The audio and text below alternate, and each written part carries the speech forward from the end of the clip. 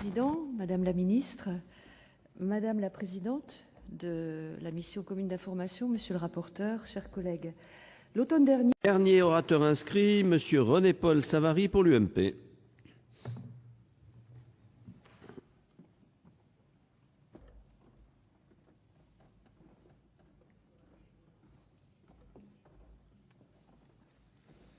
Bien, Monsieur le Président, Madame le Ministre, Madame la Présidente, Monsieur le rapporteur, Mesdames, Messieurs les sénateurs. Cela a été dit auparavant, mais ça mérite d'être encore souligné. Ce rapport d'information est véritablement de grande qualité. Il éclaire certaines pratiques qui méritent une adaptation pour garantir la confiance des utilisateurs ou des patients.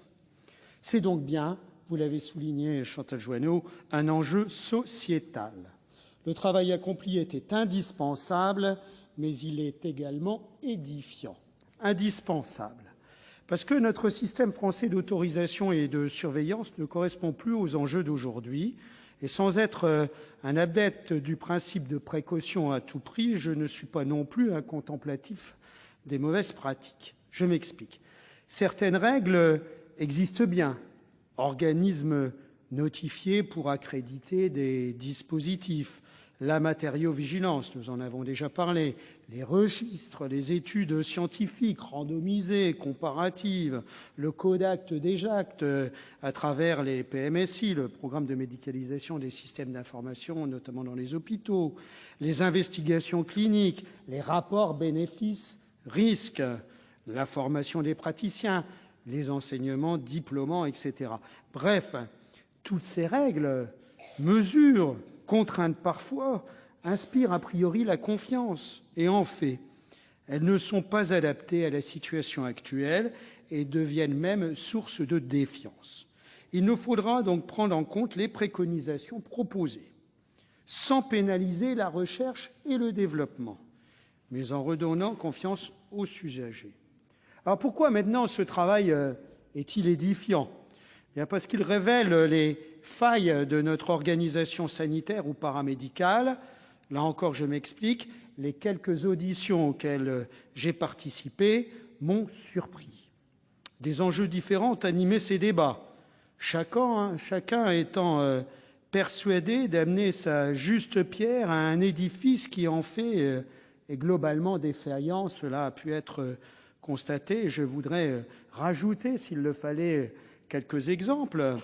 Les registres existent bien, mais dans d'autres pays. Ils permettraient d'assurer une surveillance, car un des grands défauts du système est l'absence de réactivité dans le suivi des implantations et la détection d'éventuels dysfonctionnements. Les organismes notifiés, ils n'ont pas l'indépendance suffisante, semble-t-il, pour garantir la neutralité de leur expertise. Le demandeur ayant le libre choix de l'organisme, c'est ce qui va effectivement à l'encontre des principes de neutralité. Les cahiers des charges sont réduits en cas de composants similaires, pas forcément identiques. Il peut y avoir des différences de réaction d'un organisme à l'autre, des effets indésirables liés à des différences moléculaires, parfois même minimes. Les flux financiers, ils ne semblent pas suffisamment transparents entre fabricants de dispositifs médicaux et les laboratoires, ce qui nécessitera bien sûr clarification. Les contrôles sont prévus, on l'a dit, mais les organismes sont prévenus avant leur passage. Il n'y a pas encore un marquage européen spécifique garanti. La mise en ligne des informations, essentielle bien entendu pour la sécurité, n'est pas suffisamment développée, etc. De nombreux cas ont déjà été signalés. Personnellement, j'ai beaucoup appris devant ces auditions et je voulais témoigner du travail accompli.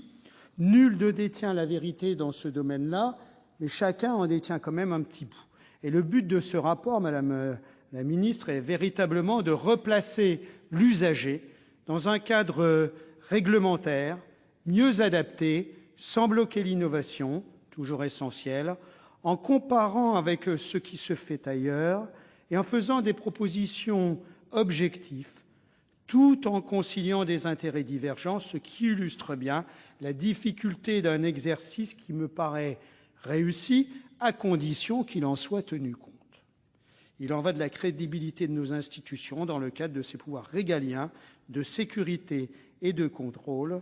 Madame la ministre, merci de nous donner votre vision sur ces propositions émises.